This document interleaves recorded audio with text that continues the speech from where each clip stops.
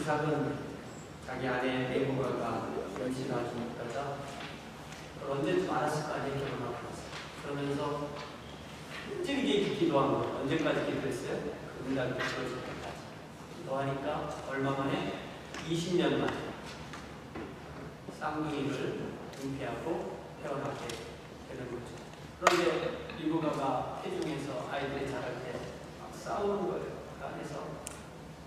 그래서 얼마나 싸웠는지 리브가가 이렇게 고민이 하나님께 기도했더니 하나님께서 지난주에도 봤던 20편경 말씀, 두 국민이 내 태중에 있구나, 두 민족이 내 복중에서 번하는 이 족속이 저 족속보다 강하겠고 큰 자가 어린 자를 섬기리라, 이렇게 말씀을 주셨죠. 하나님의 말씀이 하나님부터 리브가에게 전달됐을 때 아마 리브가가 이야기도 이삭에게 했겠죠. 때가 되어서 쌍둥이 에서와 야곱이 거의 동시에 태어났는데, 첫째는 태어날 때부터 온몸에 털이 덮여있고 어린아이가 그 피부가 얼마나 딱딱했으면 동물 피부처럼 거칠고 딱딱하다고 했습니다. 그래서 단단하고 거친 피부로 인하여서 에서라는 이름을 받게 되었습니다. 둘째 아이는 태어나면서부터 얼마나 쌍둥이인데 동시에 태어났는지 나오면서 형의 발목을 확 움켜쥐고 나왔다는 그림이 그려지십니까? 발꿈치를 딱 잡고 태어났다는 것입니다. 그래서 발꿈치라는 말이 아케브인데 여기서 야코브라는 이름이 나오게 되는 것입니다. 이 야곱이 형 에서의 발꿈치를 잡았다는 것은 형을 이겨먹고 형의 자리, 형의 권리를 차지하겠다는 그의 본성이 드러난 것입니다. 이것은 하나님께서 이미 그에게 주신 그 본성이에요. 이 본성은 옳으냐 그르냐를 떠나서 그에게 이미 주어졌던 것입니다. 그의 본성은 때로는 옳게도 나타나고 때로는 그르게도 나타나게 됩니다. 오늘 우리가 나눌 이 창세기 25장 27절부터 38절에서는 이들이 이제 장성하고 난 이후에 아주 유명한 일화에 대해서 듣습니다. 우리가 이야기 너무 많이 들었던 이야기고 잘 알려진 이야기지만 이 이야기가 정말로 강조하는 것이 무엇인지에 대해서는 우리가 집중해서 보아야 되고 이것이 얼마나 우리에게 중요한 문제인가를 우리가 오늘 우리의 마음을 집중해서 이 말씀을 듣기로 하겠습니다. 이삭의 두 쌍둥이 아들 장남에서 차남 야곱으로 태어났는데요. 하지만 오늘 사건을 통해서 형 에서는 동생 야곱에게 팥죽 한 그릇으로 자기의 장자권을 팔았다는 얘기는 그래 내가 오늘부터 네 동생 갈게 얘기지. 그죠? 맞습니까? 예.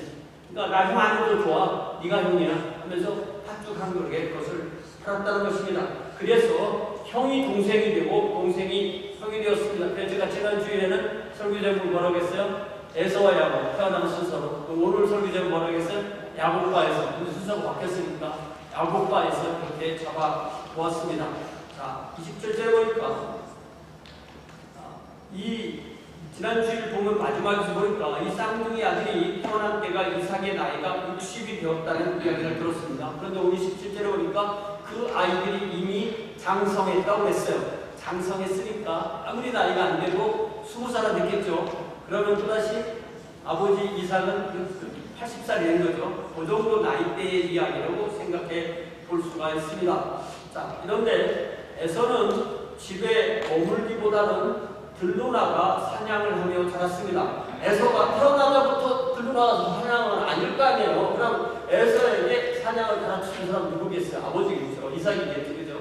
이삭이 에서만 데리고 갔겠습니까? 야곱도 같이 데리고 갔겠죠. 갔는데 에서는 사냥을 좋아하고 사냥에 뭔가가 갈수록 잘하고 좋아하는데 야곱은 왜 안 되는 거예요? 그렇게 우리는 이해할 수가 있습니다. 그래서 에서는 아주 훌륭한 사냥꾼이 되었습니다. 에서가 사냥하면서 주로 뭘로 짐승을 잡았겠어요? 수목으로 잡았겠어요? 망치로 잡았겠어요? 활로 잡았겠어요? 활이겠죠. 그래서 주로 이제 뭐 사슴이나 노루나 이런 초식동물들을 추격하거나 또 길목에서 기다려서 활을 쏘아 잡는 거죠. 제가 저는 미국 루이지애나에서만 살아서 여기 왜 잘 모릅니다. 루이지애나에 보면 이 자동차 플레이트에 뭐라고 써있어요? 스포츠맨스 파라다이스라고 써있죠. 도대체 여기서 무슨 운동을 그렇게 많이 하냐 그러니까 그 스포츠맨스 파라다이스라고 말하는 가장 중요한 게 사냥과 낚시랍니다. 사냥과 낚시인데 사냥은 뭘 사냥하느냐 할 때 제일 많이 하는 게 오리 사냥이에요. 오리 사냥 그리고 사슴 사냥.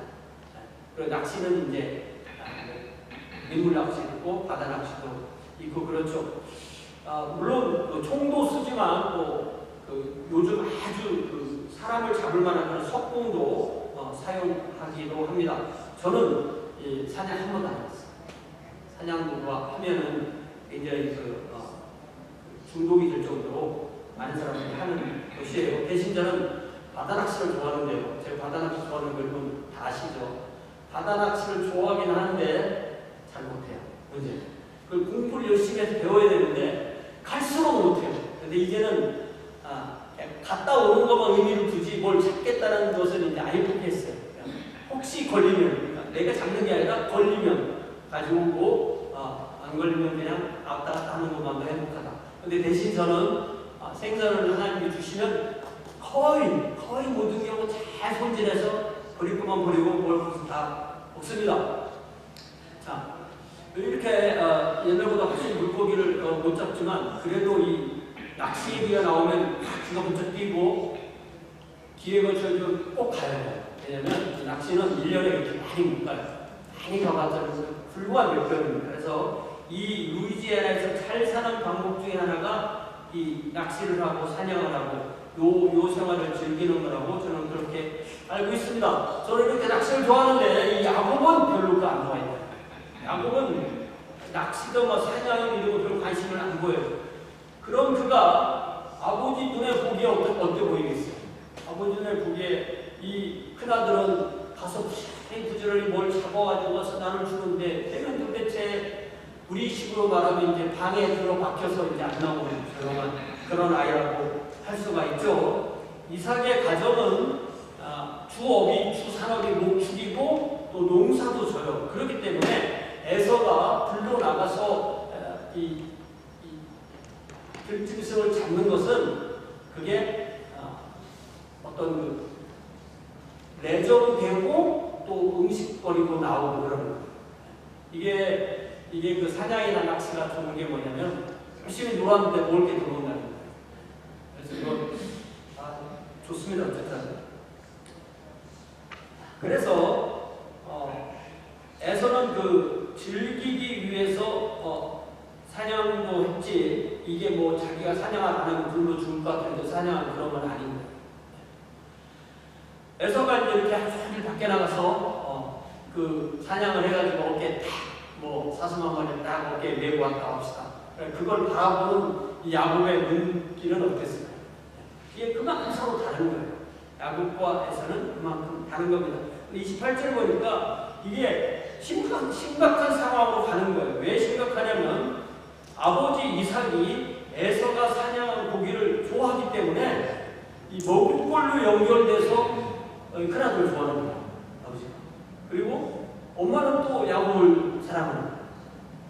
이게 좀 심각한 겁니다. 이게 서로 편애하는 거잖아요. 그래서 이삭과 리브가 사이에서 자녀라고는 에서와 야곱 딱 두 쌍둥이 아들뿐이었는데 이삭은 에서를 사랑하고 리브가는 야곱을 사랑합니다.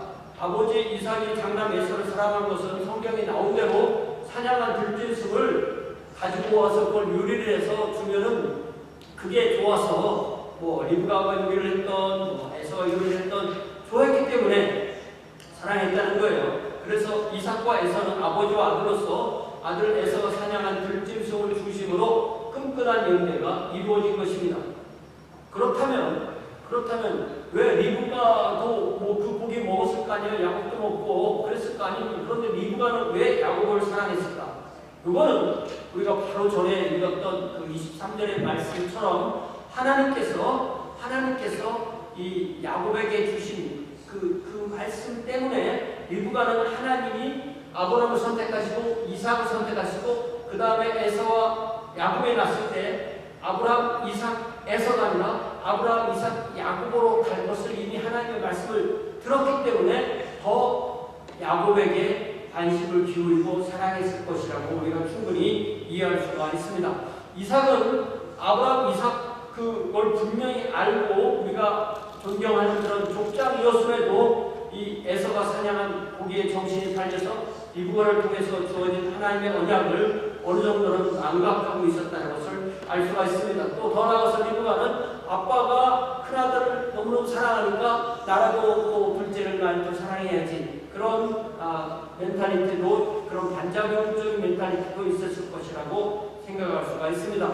어쨌든 그러나 이삭과 리브가 부부가 둘밖에 없는 이 쌍둥이 아들들을 아버지는 에서를, 리브가는 야곱을 사랑했다는 것은 아무리 봐도 이거는 바른 사랑은 아닌 것입니다. 이것을 갖다가 우리는 편애라고 합니다. 편애. 여러분 편애 해보셨어요? 편애 당해보셨어요? 아마 거의들 경험이 있을 것입니다. 부부의 연대가 가장 중요하고요. 그 다음에 아버지와 장남이 하나가 되고 또 엄마와 차남이 하나가 되는 것은 이 가정이 둘로 나누어지는 거고, 그러면 가정이 긴장을 만들고 그것이 점점 더 심화되는 것을 우리는 앞으로도 보게 되는 것입니다.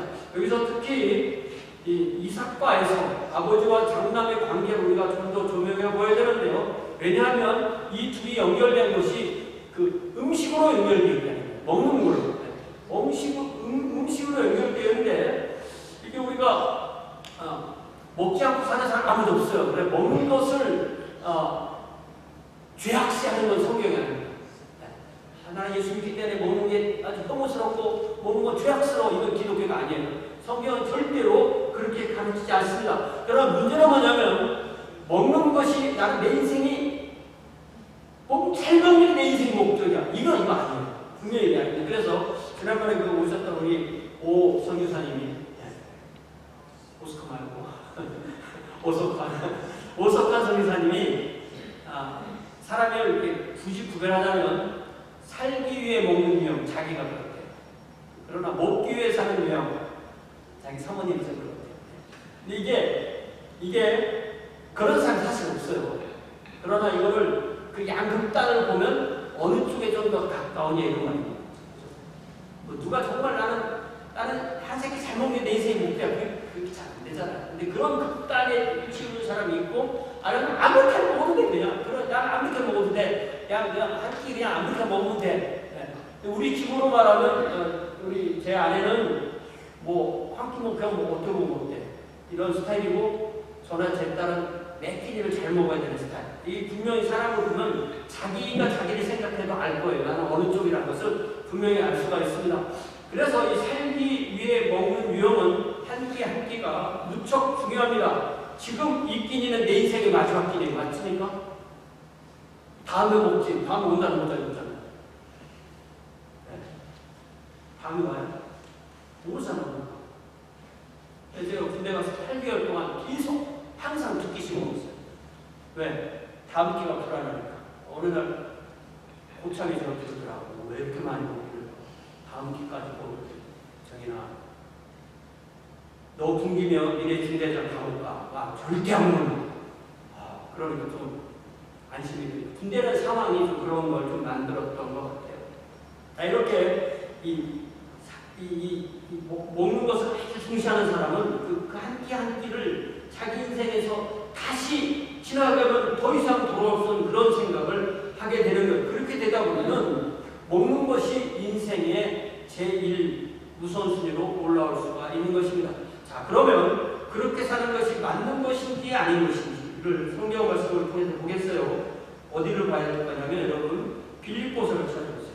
신약성경에서 빌립보서 3장에 보니까 되게 되어 있냐면 3장 18절에 사도 바울이 얼마나 간절한 표현으로 그렇게 살지 말라고 했는지 3장 18절에 내가 여러 번 너희에게 말하였거니와 이제도 눈물을 흘리며 감옥에서 눈물을 흘리며 편지를 쓰는 거예요. 눈물을 흘리며 말하노니 여러 사람들이 그리스도의 십자가의 원수로 행하느니라. 그들은 결국 지옥에서 멸망할 거고 그들의 신이 뭐라고 했어요? 그들의 하나님이 뭐라고요? 그들의 배가 그들의 하나님이라. 그 영광은 그들의 부끄러움에 있고 땅의 일만 생각한다라고 하였습니다. 먹는 것이 인생의 목적이라는 뜻은 결국 한마디로 말하자면 영적인 일에 등한하다는 것을 표현할 수가 있는 거예요. 현재가 중요하고 현재만 중요하고 현재만을 위해서 살고 육체적인 거, 어떤 뭐 물질적인 거 이런 것에만 집중한다는 그런 삶으로 될 가능성이 있다는 것입니다. 그러면 이러한 삶이 우리가 현재를 감사하고 만족하고 현재를 누리고 현재 여기서 나와 함께 하시는 하나님과 동행하는 삶과 어떻게 보면 또 혼동될 수도 있고 그런 것으로 또 착각될 수도 있고 그렇습니다. 그러면 살기 위해 먹는 유형은 그 삶도 역시 나는 뭐 살려니까 먹어야 돼 이렇게 말은 하지만 그 사람도 먹는 것을 피할 수 없는 거죠. 안 먹고 살 수 있는 사람 아무도 없습니다. 그런데 그런 사람들은 지금 잘 먹지 못해도 뭐 형편에 따라서 한 끼 굶을 수도 있고 필요에 따라서는 뭐 특별 기도를 해서 금식할 수도 있고 정말 내가 이 상황에서 먹을 수가 없기 때문에 한 끼 걸을 수도 있고 그런 사람이에요. 그리고 저는 거의 끼니를 거르지 않습니다. 왜냐하면 제가 당뇨가 있었어요. 한 끼를 굶으면 저혈당이 들어가기 때문에 굶을 수가 없어요. 그래서 먹고 또 약 먹고 그러기 때문에 훨씬 더 굶는 게 저한테는 어려운 거예요. 그러니까 야곱도 역시 먹으면 살았죠. 야곱은 먹지 않았다는 뜻이 아닙니다. 먹지 않고 살 수 있는 사람은 아무도 없습니다. 우리는 그렇기 때문에 매번 식사할 때마다 그 음식을 주신 하나님께 감사하며 우리에게 주어진 음식을 즐겨야 합니다. 먹는 일이 고역이다. 나는 안 먹고 살았으면 좋겠어. 그냥 알약 같은 거 하나 먹으면 다 됐으면 좋겠어. 그게 바른 그런 정상의 상태는 아닌 것이 아닌 거예요. 사실이 하나님께서 우리를 그렇게 만들지 않으신 거예요. 잘 생각해보면요. 우리의 몸이 살아가기 위해서 먹는다는 행위는 뭐냐면 내가 아닌 걸 내 속에 집어넣는 거예요. 그죠? 음식이 나야 돼. 나 아니잖아. 나 아닌 걸 내 몸에 집어넣는 거예요. 그게 알고 보면 엄청난 위험스러운 거예요. 약이라고 함부로 입에 집어넣으면 그 약 때문에 사람 몸에 문제가 생길 수 있잖아요. 그래서 음식이 이불통에 들어와서 나의 위를 통해서 창자를 통해서 몸 밖으로 빠져나온 동안에 그 음식을 소화시키기 위해서 몸에서 여러 가지 물리적인 것과 화학적인 것을 할 때 화학적인 일을 돕는 그 모든 것을 호르몬이라고 하는데요. 그 호르몬을 놀랍게도 의학에서는 외분비 호르몬이라고 해요. 외분비 호르몬은 우리 몸에서 나오는데 왜 외분비라고 할까? 바깥으로 나가는 호르몬이라고 하는 거예요. 뭐냐면 입부터 마지막까지를 사람 몸의 밖으로 넣는 거예요. 잘 생각해보면 만약에 사람이 하얀색 그려졌다면 이렇게 하면은 여기에요. 이걸 이렇게 모으면 여기가 그렇게 우리를 하나님이 그렇게 만들어 놓으신 거예요. 이러한 위험한 식사 행위를 하지 않으면 우리는 생명을 유지할 수가 없는 거예요. 하나님은 우리를 그렇게 만들지 않으신 거예요. 그렇기 때문에 우리에게 먹어야 산다. 첫 번째는 먹게끔 만드셨고 먹게 하려고 식욕을 주셨고 배고픔을 느끼게 할 식욕이 생기는 거잖아요. 배고픔과 식욕을 느끼게 하고 그것만 있는 것이 아니라 식욕과 함께 먹는 즐거움까지 주신 거예요. 그러니까 식욕이 없거나 먹는 즐거움이 없으면 하나님께서 주신 우리 생명을 지킬 수가 없는 것입니다. 그래서 우리는 이런 식욕이나 식도락이기 때문에 식사행위를 즐겁게 하는 것인데 문제는 뭐냐면 우리 삶이 먹고 마시는 것 그 자체를 목표로 삼는다는 것은 그거는 사람의 수준이 아니라 동물 수준으로 전락하는 삶을 사는 것입니다. 그것을 사도 바울은 십자가의 원수로 그리스도의 십자가의 원수로 산다고 했어요. 그럼 우리는 어떻게 살아야 돼요? 빌립보서 4장 계속 읽어보세요. 자, 빌립보서 4장 20절 21절 시작. 그러나 우리의 시민권은 하늘에 있는지라. 다시 빌립보서 4장 20절 시작. 그러나 우리의 시민권은 하늘에 있는지라. 거기로부터 구원하는 자 곧 주 예수 그리스도를 기다리노니 그는 만물을 자기에게 복종하게 하실 수 있는 자의 역사로 우리의 낮은 몸을 자기 영광 몸의 형체와 같이 변하게 하시리라. 이게 무슨 말씀이냐면 이제 예수님 안에 있는 사람들은 더 이상 그렇게 동물 수준에서 삶을 살지 아니하고 우리 주님과 같은 몸으로 우리 몸이 변화될 수 있는 그런 하나님의 왕국의 시민을 가진 우리의 시민권이 나의 신은 내 배야라고 생각하는 수준에서 나의 하나님은 예수 그리스도야 나는 예수님과 같이 변화될 거야. 그럼 내 몸도 이제 우리 주님을 만나고 난 후에 주님께서 다시 오실 때 부활해서 우리 주님의 부활하신 그 몸같이 되는 그 몸을 입을 거야 하는 희망과 그 변화를 우리 마음속에 품고 사는 사람이 하나님의 자녀다라고 그렇게 이 말씀은 우리를 이끌어 주는 것입니다. 하늘 시민권을 가지고 있는 우리들, 하나님의 자녀는 결코 우리 몸을 무시하지는 않습니다. 그런데 식사도 잘해야 되고 잠도 잘 자야 돼요. 잠을 제가 최근에 이제 좀 들어보니까 잠이 그렇게 중요해요. 잠잘 시간 아까 이게 우리가 하나님이 우리를 그렇게 만들지 않으셨어요. 운동도 해야 되고 건강관리도 해야 됩니다. 왜 그래요? 우리 몸이 우리 것이 아니기 때문에 우리 몸 자체도 하나님이 우리에게 맡겨주신 것입니다. 그렇기 때문에 우리 몸이 우리 주님 다시 오실 때 주님의 영광의 몸의 형체같이 변화해서 새하늘 새 땅에서 그 몸으로 영원히 살게 되는 것입니다. 단순히 그래서 우리가 이 에서와 야곱을 비교해서 단순화해서 말하자면 에서는 그리스도의 십자가의 원수로 그 배를 위하여 산 사람의 대표라고 말할 수 있고, 야곱은 그 시민권을 하늘에 두고 영적인 것에 가치관을 두고 산 사람의 대표라고 할 수 있습니다. 에서도 물론 하나님을 경외하였을 것입니다. 그러나 그의 기도 제목은 뭐겠어요? 오늘도 내가 들여다보는 불진성을 잘 잡는 것이기 때문에 그 수준에 머물러 있는 거예요.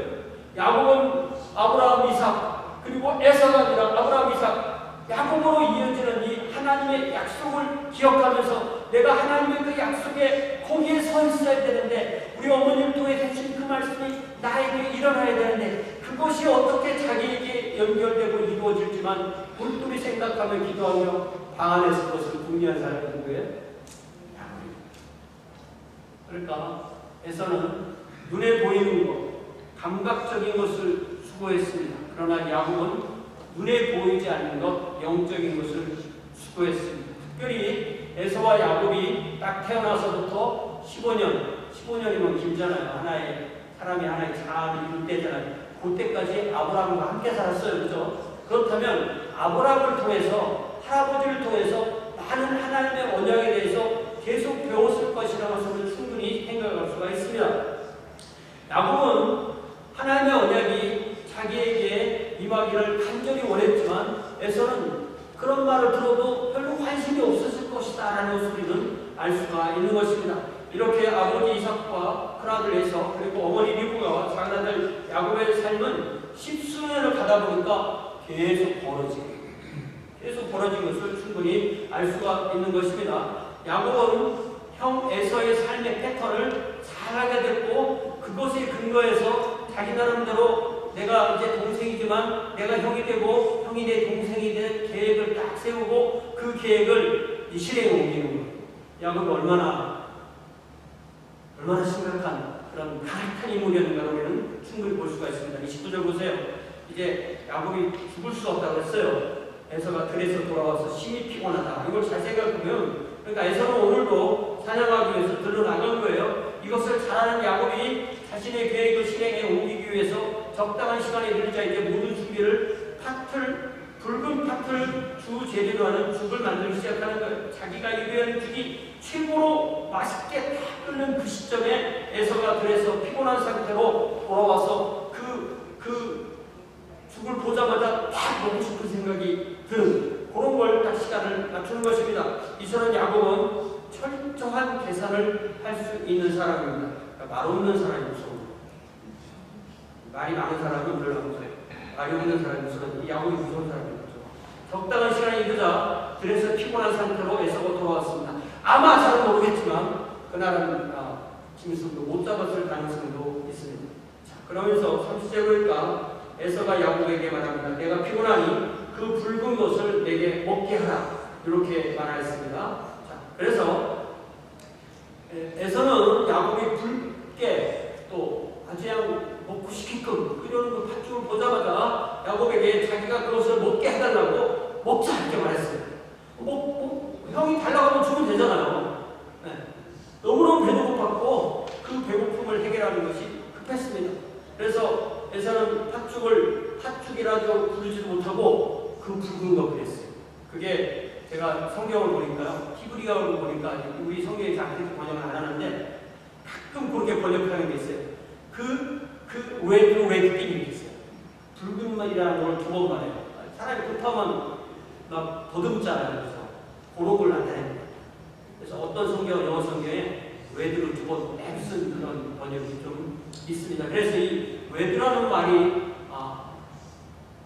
그 붉은 걸 아곤이라고 했는데 거기에서 에돔이라는 이름도 별명으로 나왔다. 이렇게 되어 있습니다. 31절을 볼까? 에서는 따뜻한데 에서가 그럴수록 야곱은 냉철한 거예요. 그러니까 여러분이 따급할 때 당하는 거예요. 따급할 때 은혜가 또 찾고 어디에 붙여주려고 해요.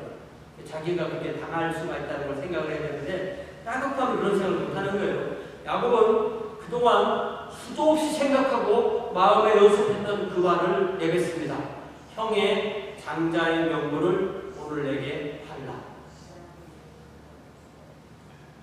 야곱은 자신이 끓인 붉은 팥죽 한 그릇으로 형의 장정권을 사려고 시도합니다. 야곱이 이런 생각을 하고 이런 계획을 하고 이런 계획을 실행에 옮겼다는 것은 야곱 자신이 원하는 것이 무엇인가, 내가 원하는 게 내가 완전히 원하는 거 이거야 하는 거고, 그것만 갖고 되는 게 아니라 우리 형은 어떤 사람에게 있는 거예요. 우리 형은 그런 거에 관심 없어 라는 거예요. 그걸 알렸기 때문에 이 거래가 되는 거죠. 이 둘은 이란성 쌍둥이로 거의 같은 시기에 태어났습니다. 그때 야곱은 그의 손을 내뻗어서 에서의 발꿈치를 잡음으로 그 생애가 어떻게 될 것을 이미 상징적으로 하나님이 보여주시거나 볼 수도 있어요. 그들이 태어나기 이전에 이미 하나님은 어머니 리브가를 통해서 큰 자가 어린 자를 섬기리라는 말씀까지 해주셨습니다. 야곱은 장막에 앉아서 하나님이 이 일을 나에게 어떻게 이루어지실 거야 라고 기다리지 않고 자신이 어떻게 하면 하나님의 말씀을 내 뜻대로 이루어서 내가 형이 되고 형이 동생이 될까를 골똘히 연구하고 그것을 실행에 옮기는 것입니다. 에서는 장자권에는 아무런 가치를 두고 있지 않다는 것을 분명히 깨닫고 그런 계획을 세워서 실행에 옮기는 거예요. 32절에 보니까 야곱의 예상대로 에서는 자신이 태어나면서부터 하나님과 부모로부터 받아서 가지고 있던 이 장자의 명분을 조금도 귀하게 여기지 않았다는 것이 드러납니다. 자신이 지금 배고파 죽을 지경인데 장자의 명분만 가지고 있어는 배고픔을 해결할 수 없다고 생각했습니다. 야곱은 간교한 거고요. 에서는 미련한 겁니다. 저와 여러분이요, 이 주일날 오전에 집에서 푹 쉬지 않고 교회에 온 건요, 우리는 절대로 애석과는 아니에요. 우리는 다 야곱과입니다. 이 세상의 물질과 이 세상에서만 모든 것이 이루어지는 것, 죽고 나서 세상은 없어, 이 세상에만 잘 살면 돼 하는 모든 사람이 애석과예요. 그러나 우리는 하나님을 믿고 하나님 안에서 하나님 앞에서 산다는 걸 알기 때문에 우리는 다 야곱과에 속한다고 할 수가 있습니다. 우리는 하나님의 주권을 믿고 압니다. 우리는 모든 것이 하나님께로부터 오고 우리가 받아들이는 모든 것이 하나님의 복임을 믿습니다. 세상 사람은요, 눈앞의 이익만 생각하는 거예요. 그들이 아무리 고매한 이야기를 해도 그들은 결국 이 세상밖에 믿지 않기 때문에 눈앞의 이익만 생각해요. 여러분들이 한두 번쯤은 들어봤을 얘기, 주일날 열심히 일주일에서 돈 가지고 교회 와서 헌금하면서 예배드리면 교회 가면 밥을 먹여주냐 돈을 주냐 이런 말 좀 들어보죠, 그죠? 그런데 우리 밥 먹거든요, 그러고 네가 내 돈으로 먹는 거야. 그렇게 되는 거예요, 그게. 사실 우리는 교회로 모여서 하나님이 나에게 주신 돈의 일부를 다시 교회에 내어서 그거 가지고 밥도 먹고 하는 거예요. 근데 우리는 우리의 삶을, 우리의 에너지를, 우리의 돈을, 우리의 모든 시간을 이렇게 투자해서 그것으로 끝내지 않고 그걸 가지고 와서 함께 밥도 먹고 함께 식사도 하고 함께 에너지 쓰지만 우리는 이 세상만 생각하지 않는다는 것입니다.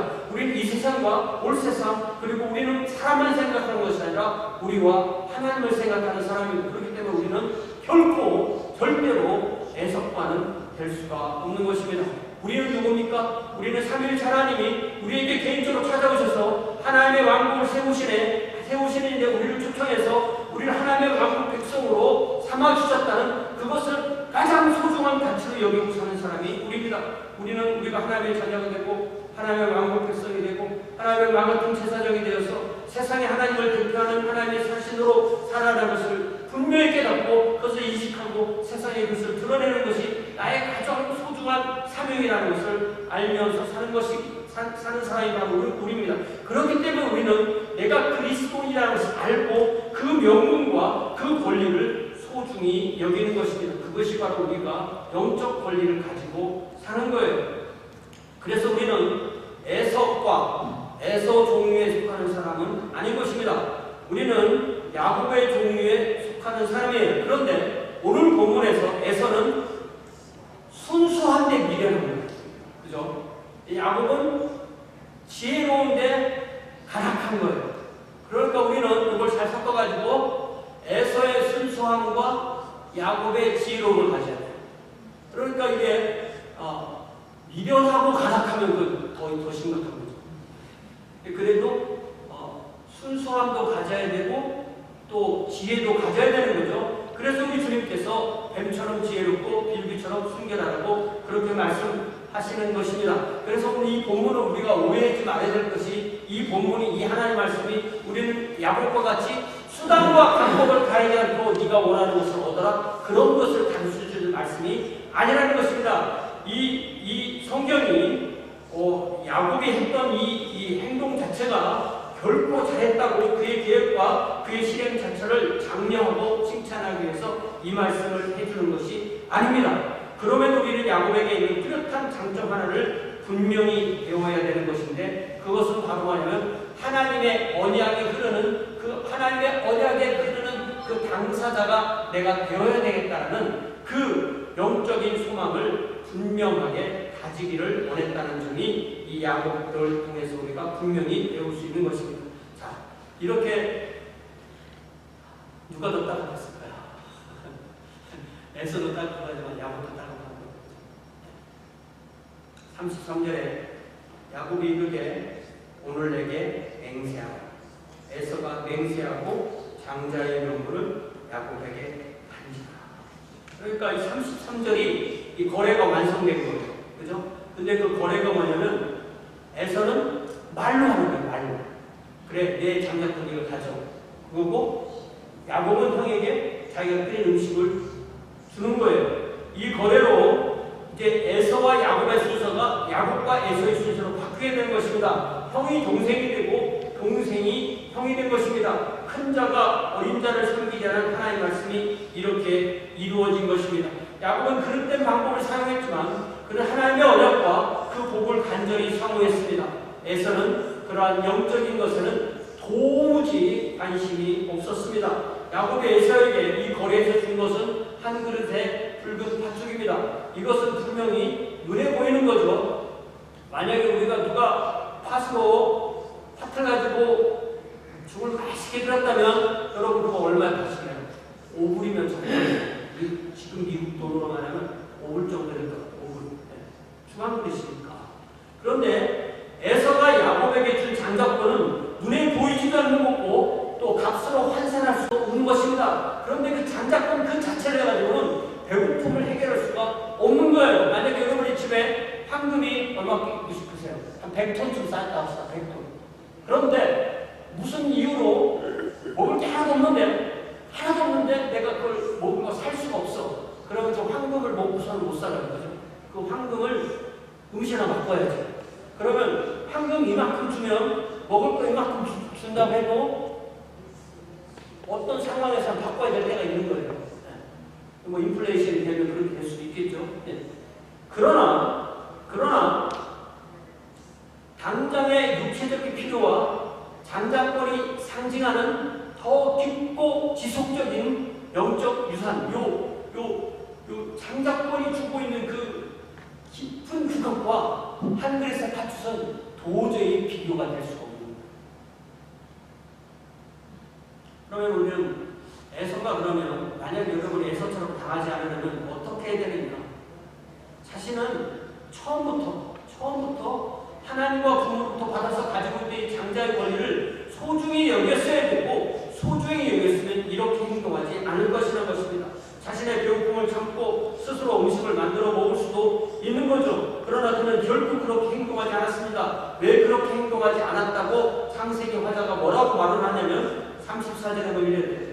34절 같이 읽어요. 시작. 야곱이 떡과 팥죽을 에서에게 주매 에서가 먹으며 마시고 일어나 갔으니 에서가 장자의 명분을 가볍게 여김이었다. 그러니까 야곱은 에서에게 팥죽만 준 게 아니라 빵까지 줬습니다. 에서는 막바람에 개눈감 줬습니다. 그런 건 들어오죠. 가끔씩 이런 말 쓰는 거 제가 하지 않습니다. 개눈이 부어져 나왔다가 바람에 빨리 들어가잖아요. 요즘 말로 말하면 빛의 속도로 이거를 이제 음식을 먹고 자기 몸이 요구하는 대로 자기 생명을 위해서 구하는 음식을 먹었습니다. 그는 그 자리를 떠나서 아마 이제 배불리 먹었으니까 장과에 가서 잠을 잤는지 아니면 다시 힘을 얻고 들로 사냥을 하러 나갔는지 모르겠어요. 창세기 화자는 이 장면을 마치면서 에서가 장자의 명분을 34절에 가볍게 여기기 때문에 이렇게 했다고 분명히 말씀합니다. 어떻게 보면 우리가 범하는 상당히 많은 죄가 눈앞에 있는 것을 그 순간의 욕구를 참지 못해서 그것을 채우기 위한 그 어리석은 그 욕심 때문에 죄를 범하는 거예요. 그래서 성경을 몇 군데 찾아보게 되는데 먼저 여러분 야고보서를 찾아보세요. 야고보서 1장 신약성경 야고보서 1장을 보면은 14절 15절에 여러분 말씀하시면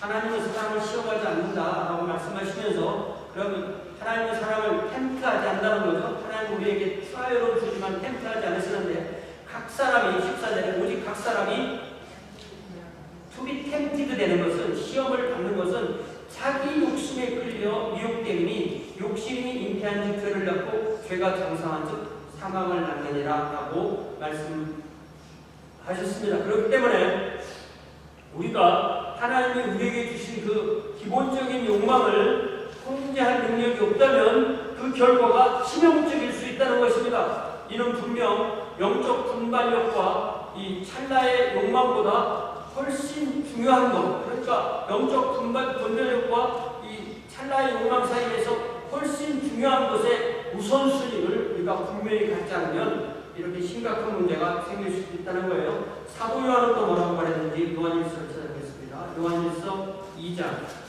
15절 유명한 말씀이죠. 요한일서 2장 15절 16절 17절 하셨어요? 요한일서 2장 15절 16절 17절 같이 읽습니다. 시작. 이 세상이나 세상에 있는 것들을 사랑하지 말라.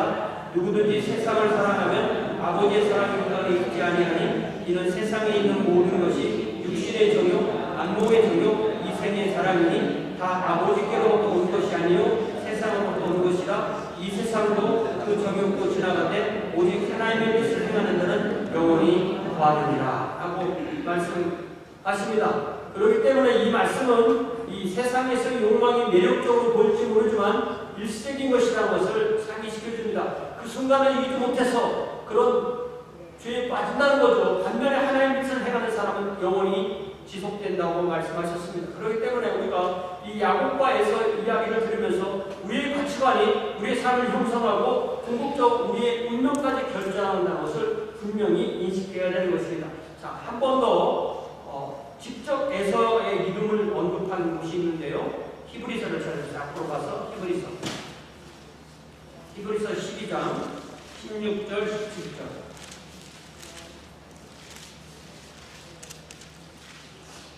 히브리서 12장 16절 17절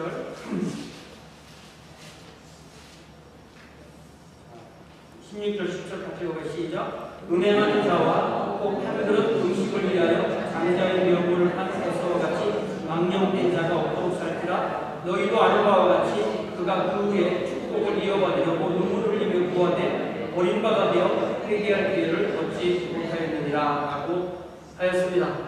에서와 야곱에게서 우리가 물질적인 것과 영적인 사이에 어떤 것을 우리가 더 소중히 여겨야 되는지 또 하나님의 약속을 성실하고 진지하게 우리가 추구해야 된다는 이 분명한 교훈을 하나님은 이 말씀을 통해서 우리에게 일깨워 주시는 것입니다. 우리의 우선순위를 되돌아보고 우리가 미래의 눈으로 볼 때 후회할 수밖에 없는 그런 선택을 하고 있지는 않은지 우리 자신을 돌이켜보라는 말씀입니다.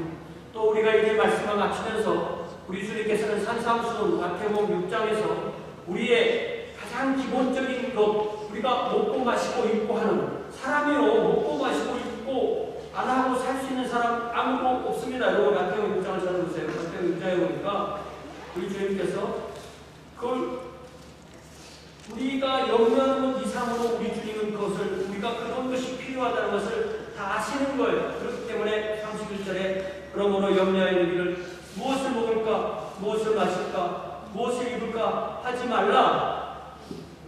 이거 다 하잖아요. 우리 어떨 때는 뭘 먹을까, 먹을 게 너무 많으니까 어떤 걸 먹을지 모르죠. 무엇을 마실까, 마실 게 너무 많으니까 무엇을 마실지 모르고, 입을 것도 너무 많으니까 그런 데는 꽉 차 있으니까 모르니까 고민. 그런 뜻 아닌가요? 네.